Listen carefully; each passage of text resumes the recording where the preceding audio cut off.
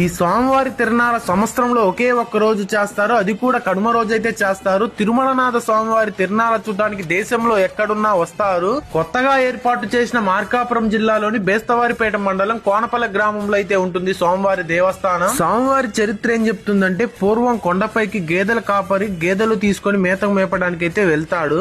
కొంచెంసేపు విశ్రాంతి తీసుకుందామని సారగింజల చెట్టు దగ్గర కింద పడిన సారగింజలను తీసుకొని బండరాయిపై అయితే కొడతారు. ఆ బండరాయి పగిలి వచ్చేసి ఆ కాపరికైతే రక్తం కారి కింద పడిపోతాడు అక్కడే. ఇంకా పక్కన ఉన్న పశువుల కాపర్లు అయితే ఇది గమనించేసి ఊర్లో ఉన్న పెద్దలను అయితే తీసుకొని వెళ్తారు అక్కడికి వచ్చేసి.